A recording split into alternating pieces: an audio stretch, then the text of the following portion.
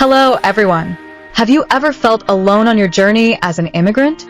Do you dream of sharing your story and inspiring others to achieve their goals and dreams? Then you're in the right place. Welcome to Chatting with Slava the Jordanian, the podcast where we dive into the fascinating world of immigrant entrepreneurship. Hosted by Dr. Slava Al-Nabolsi, Mindset Mastery 360 Global Movement's Chief Strategic Officer and Ambassador to the Middle East. This show is your ticket to discovering powerful stories, valuable insights, and even a few laughs. Whether you're an immigrant entrepreneur or someone looking to expand your mindset, this podcast is designed just for you. Join us each week as we explore the mindset that empowers immigrants to overcome barriers, break limiting beliefs, and achieve the impossible. Hear from inspiring guests who share their journey's expert advice to help you thrive, and stories that celebrate the courage and resilience of immigrants from all walks of life. At Chatting with Slava the Jordanian, we believe that when you master an unlimited mindset by eliminating limited thoughts and beliefs, there's no dream too big to achieve. So, what are you waiting for? Tune in now, be inspired, and let's celebrate the diversity and strength of immigrant experiences together. Welcome to the journey. Let's get started. Hello, everyone, and thank you for joining us on our premiere episode of a new podcast that we have created, and we are calling it Chatting with Slava the Jordanian. I'm your host, Dr. Slava Al-Nabolsi. I am a dentist in my local area, but a lot of you know me as Slava the Jordanian or STJ. And I would like you guys to welcome my co-host. We call him J.D. Yusef. Yusef is a lawyer, a local lawyer here in the United States in the state of Alabama. But I would like to describe the podcast. This podcast is designed to welcome and encourage all immigrants or any immigrants from different walks of life to join us on this platform and share their story. And the reason behind it, we need those stories to inspire, to empower, in order to fulfill some of us that either want to immigrate or migrate, or we are already an immigrant in the United States or anywhere in the world. So let me just start by giving you a little bit of background about me. And if you haven't watched the intro video that's uploaded on YouTube and Instagram, please watch it. You can find it on Jordanian Women Entrepreneur. This is my social media platform where I post most of the videos and messages pertain this podcast. Again, I'm Slava the Jordanian. I was born and raised in Saudi Arabia, Jeddah, Saudi Arabia, of a Palestinian father and a Jordanian mother. I left Saudi in 1988 at age 19, and literally to escape 3 arranged marriages. There were prominent marriages, 2 from the proposal from the royal family and 1 from a very, very wealthy Procter & Gamble owner in Saudi Arabia. I decided not to do that and left to the United States to pursue my dental degree. Got married at age 23, graduated from NYU Dental School at age 30, and I landed a partnership in Southern New Hampshire in the second largest practice in Southern New Hampshire at age 34. And I left that position and opened my own practice and created my own brand at age 44. And we just launched the franchise at age 55. So I've been really, really busy since I left home, but we are gonna get into that. But let me give a very warm welcome to my co-host, J.D. Yusef, and I will let him introduce himself to our listeners. Go ahead, Yusef. Thank you, Dr. Slava. It's an honor to be here and to be a part of this. Thank you, everyone. My name is J.D. Yusef, and a little bit about me. I was born in California, raised in Alabama. I come from a Christian Palestinian background heritage. My family had to kind of come here because of war and certain circumstances in Palestine. My father's family originally comes from the Lebanese mountains and ended up in Beirut and Haifa. My mother's family originally comes from a village called Taibe, and they lived in Jerusalem. So that's a little bit about me or my family, and more about me. I come from a legal background, currently not practicing. I've been putting together a nonprofit for the last 4.5 years. That actually kind of put me in touch with Dr. Slava in the realm of business development and kind of what she's doing for female entrepreneurs and startups who come from historically underserved backgrounds. Yeah, thank you so much. Oh, thank you so much for that intro.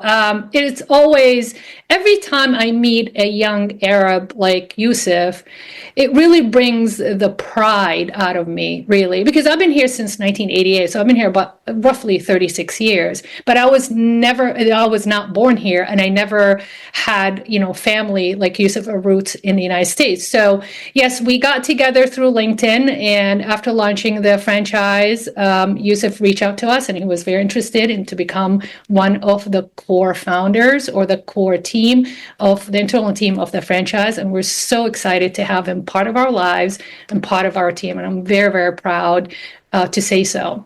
It's an honor. Thank you. Oh, you're more than welcome. Thank you for believing in us, supporting us. And he works really, really, really hard, which is very, very inspiring, even to me, to see somebody of his generation, taking their life seriously and also taking their vision seriously. So, that's how we got together, and we got to know each other on a personal basis, because you gotta realize, or you need to understand, that we're both very different, but yet the amazing thing, we have so much in common. And I'll let Yusuf, jump in anytime, but I believe, the way I see it, the most common denominator is the fact that our culture is based on a very traditional tribal connection. And our culture is very much based on relationship. It's a relationship culture. And that's why we created this podcast, because we want to transcend that concept, that principle into the world, in order for the world to see our culture the way we see our culture, through our lens, how rich it is, how colorful, how celebratory it is, and how forgiving, inclusive, and embraces everybody, really, as long as you are good and you're kind. You are always welcome in our house, and we treat everybody like family. Basically, after 3 days with us, everybody's family. We are very excited about this, a series, the podcast series, and I would like to go over the concept behind this podcast. When me and Yusuf start talking, and I'm always curious. I'm a storyteller, if you guys know me or follow me on Instagram. And stories, I think they're very important to be shared, especially these days with all the easy resources that we have, social media and the internet. We can easily reach out to anybody on the other side of the globe. And by sharing our stories, we hope that to encourage others to tell their stories, because without stories, humanity would die and humanity will cease to exist. And honestly, although with all the technology that we have, the impact of learning from each other by telling our stories, it's very, very different than just reading it digitally or reading it in a book, publishing, or a journal or article. When you have that human interaction by, trading off our stories, that's very powerful and very impactful. So when I got to know Yusuf, I was fascinated, because I've been here 36 years. I haven't met so many Jordanian. I met a lot of Palestinians and a lot of Lebanese, but his his story, and you're going to hear it very, very soon. It's very unique and it's very, very interesting.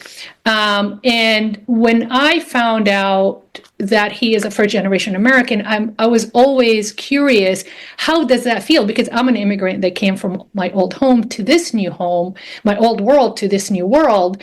I never really had to live as somebody that was born here. So Yusef really shone a huge light on what it takes to really survive here as an American Palestinian, with his heritage as a Christian. And the beauty about us, it's like yin and yang. You know, I was not born here. He was born here. I'm a female. He's a male. He's a different generation too than my generation. You know, I never lived in Jordan, never lived in Palestine. But I lived in Saudi Arabia. I was almost estranged to Jordan. I went to Jordan as a tourist and as a guest. So I never really lived day by day like other people have done. I can tell you everything about Saudi because I lived there 19 years, but not about Jordan. So when I met him, it was very exciting and interesting in a sense that, yes, like I said, we are so different, but yet we have so much in common. So Yusuf, I guess my question to you is, can you share with us, as much as you want to share with us, just briefly the challenges as you grew up now you were born in California, is that correct? Correct. Spent about 10 years there. Oh, okay. So how old were you when you landed in Alabama? I guess I'm showing my age now. So 10 years old. I was born in 90 and ended up coming to Alabama shortly before 2000. Yes. And what brought your parents to Alabama? I'm just curious. Yeah, absolutely. So my mother's family, before they came to the States, things were looking rough back home and survival mode, right? So we had family in Detroit, Michigan. I guess my grandfather visited during the winter and was unbearable, couldn't do it. Apparently there were some also family down south, visited, and it felt more like home as far as the weather went, right? Very humid, a lot of farming. You know, we come from an agricultural background. We're village folk. We're simple people. So, but yeah, that's how we ended up in Alabama. Isn't that funny that it doesn't matter where we come from? And I've talked to a lot of people, whether first generation American or just new immigrants, that when we leave our old world, we try to find areas that we can identify with, because that part of us you can never lose, and you have that sense of belonging and that nostalgic. And we're a culture of nostalgia, by the way, and storytelling, but we're very nostalgic about our home world. We try to match where we land to that. Isn't that fascinating though, don't you think? Fascinating, and also very telling, because one of the main, I guess, points that these immigrants, when they come here, I should say immigrants or refugees, they want to own their own home, because it's something that they had back home, right? And so it's very, very important when they come to the new world. So you'll hear that constantly, is home ownership, property ownership. That's something that was taken from us. So yes, precisely. Yeah, and it's almost we search for the new world, or a new world that will compensate us for whatever we did not have. But also at the same time, we want to regenerate all that customs, tradition, and we hold tight to that, because it doesn't matter how much we lose or what we lose, whether we leave as a young immigrant or as an older immigrant, as a professional or somebody that's seeking education. It doesn't really matter. We kind of end up in an area where it has a sense of belonging, right? And that's, I think, part of the challenge as a immigrant, we want to belong. And of course, we'll tap into so many different topics. That's going to open a window. So the topic of identity crisis, belonging, education, how to get the support system. You remember, when you leave all your support system behind unless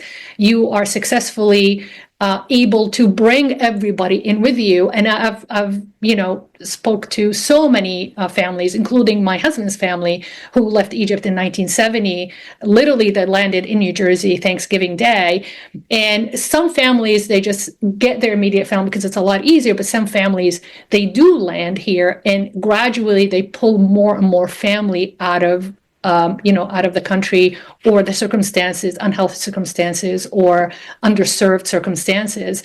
But that always fascinates me. And one of the things we're definitely going to tap into is, what does it take to be successful as an immigrant? I know we talk about being influential, being entrepreneur, being a leader, owning businesses and stuff, but we will break down the factors or the elements that really makes an immigrant successful in the new world. Don't you agree? I think that's a very great point, and it leads room for a lot of good conversation, certainly.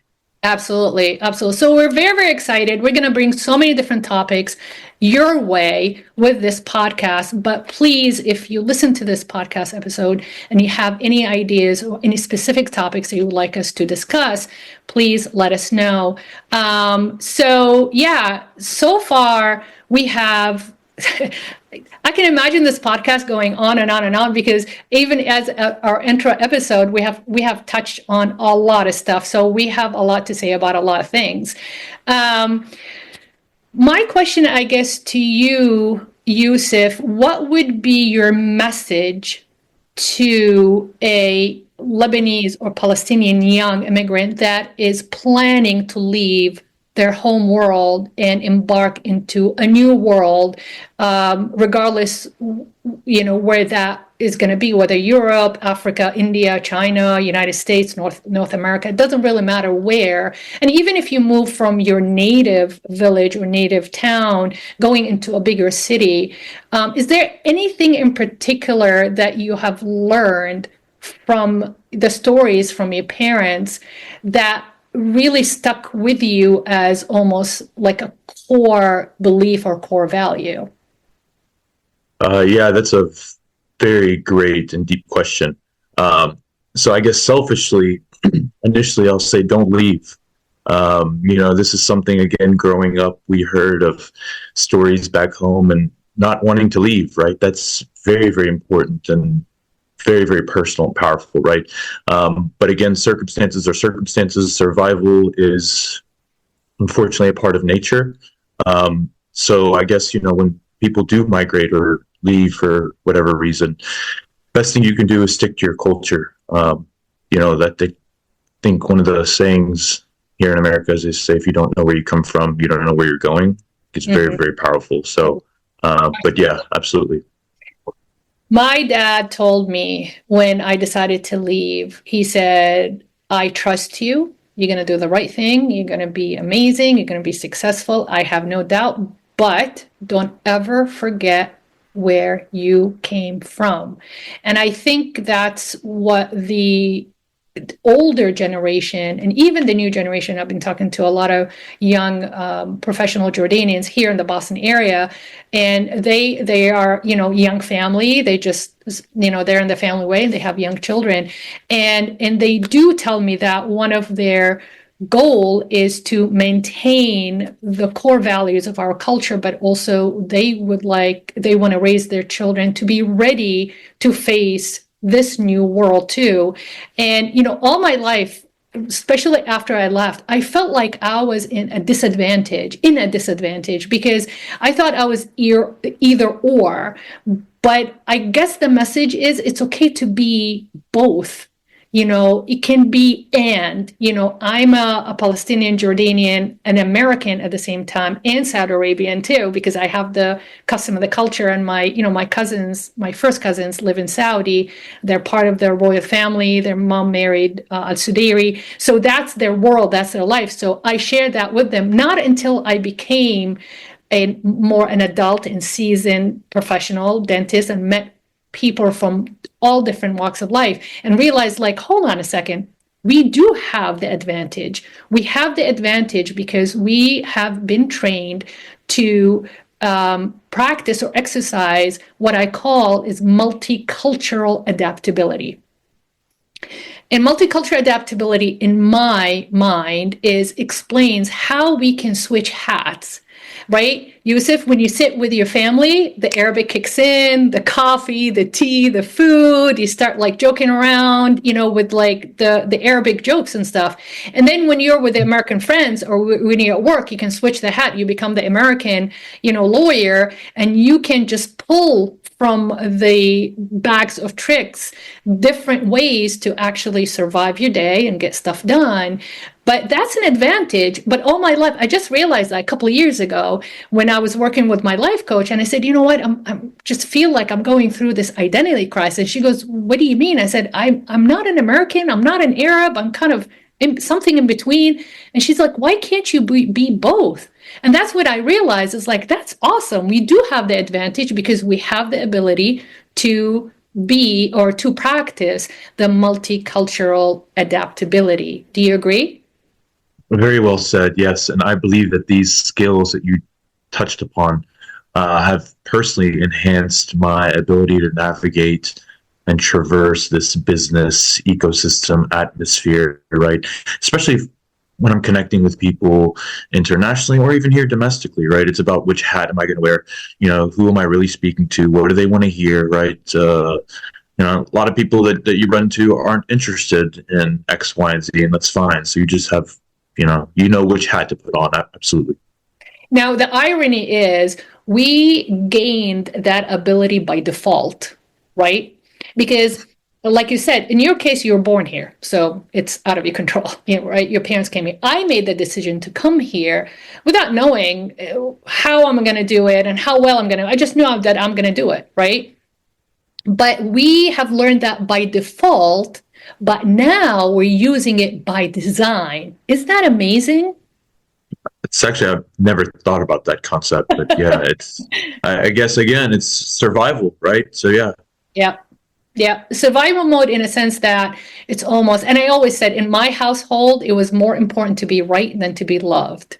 That's how the relationship I had with my parents. Being concise, sticking to the facts, by design, because we were taught that in order to survive, you have to be accurate. And that's why it was very, very important to be right, more important than to be loved. Did you have the same experience with your parents? Very same experience, and I run into a lot of first-generation Americans who are first-generation Arab Americans who have these similar experiences, right?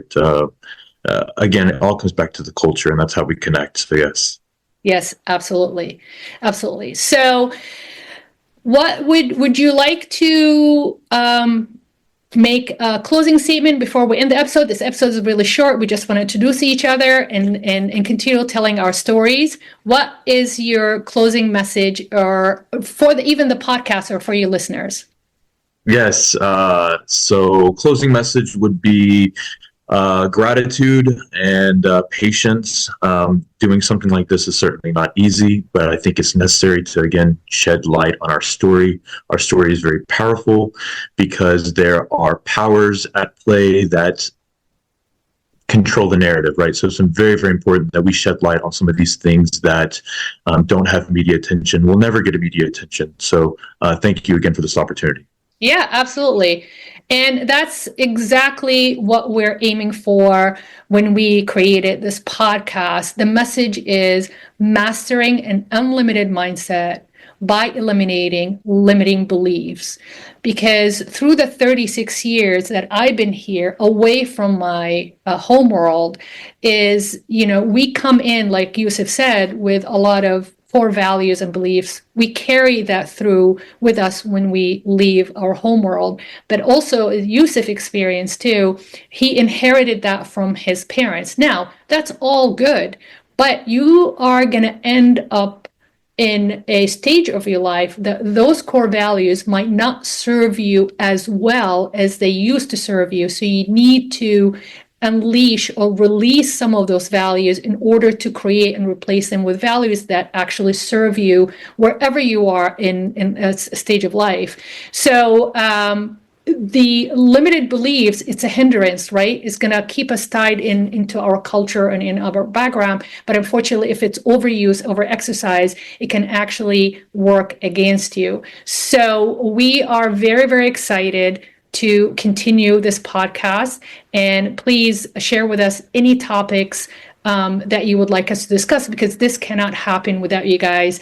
And I agree with Yusuf, this has to be done in order for us to expand this humanity consciousness of awareness and releasing all the limited beliefs in order for you guys to be empowered, to fulfill your dreams, to fulfill your goal. Well, like I said, whether you are interested in migrating out of your home world, or you're already here in the United States or anywhere in the world. So thank you so much for listening. I just want to let you know that this series is going to be on all podcast platforms.